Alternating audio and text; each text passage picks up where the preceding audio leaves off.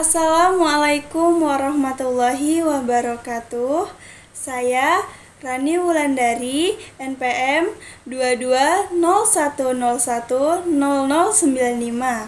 akan mempresentasikan tentang pengembangan kebijakan education mata kuliah dasar-dasar pendidikan yang diampu oleh Bapak Dedi Wahyudi.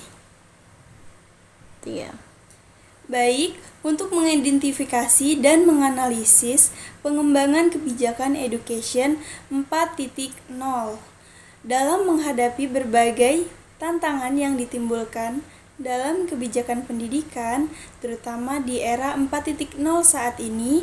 Era industri 4.0 merupakan era yang menuntut perubahan yang cepat.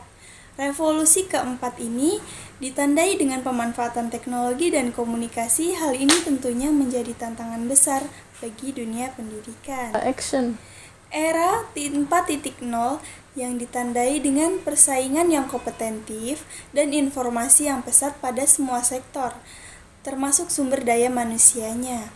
Indonesia dituntut untuk memiliki daya saing yang kuat agar mampu mensejajarkan diri dengan negara-negara lain. Kemajuan teknologi informasi dan komunikasi di era 4.0 wajib diimbangi dengan kurikulum pendidikan yang menunjang sehingga menghasilkan SDM yang mempunyai kompetensi yang mampu bersaing. Kebijakan kurikulum harus mengkolaborasi kemampuan peserta didik pada dimensi pedagogik, kecakapan hidup, kemampuan kolaborasi, berpikir kritis, dan kreatif. Peserta didik harus mempunyai soft skill, transversal skills, keterampilan hidup, dan keterampilan yang secara kasar tidak berkait dengan bidang pekerjaan dan akademis tertentu saja. Oleh karena itu, hal ini menjadi salah satu konteks mengenai apa sih yang harus dilakukan dalam dunia pendidikan untuk menghadapi era revolusi industri 4.0 sekarang. Nah, dalam penelitian ini digunakan metode literatur review atau penelusuran ke perpustakaan yang dilakukan dengan mereview jurnal dari jurnal nasional maupun internasional, serta buku-buku yang berhubungan dengan topik yang sedang dipelajari. Nah, teman-teman, apa sih hasil dari artikel ini? Nah, itu 1. Dituntut untuk mampu melahirkan generasi penerus yang kompeten, berakhlak, berkarakter, disiplin, kreatif, mandiri, dan berani agar dapat menghadapi era disrupsi. Nah, jadi teman-teman harus lebih ditingkatkan lagi ya. Nah, poin kedua, harus memiliki strategi yang sesuai sebagai upaya mempersiapkan generasi penerus bangsa dalam menghadapi era revolusi 4.0. Nah, untuk poin ketiganya, yaitu era revolusi 4.0 mengharuskan untuk menyiapkan penanaman karakter dan transfer of value. Revolusi keempat ini ditandai dengan pemanfaatan teknologi dan komunikasi. Hal ini tentunya menjadi tantangan besar bagi dunia pendidikan, karena pendidikan saat ini tidak membutuhkan yang pintar dan cerdas, tetapi juga perlu memahami tantangan dan kebijakan yang dihadapi di era modern revolusi 4.0.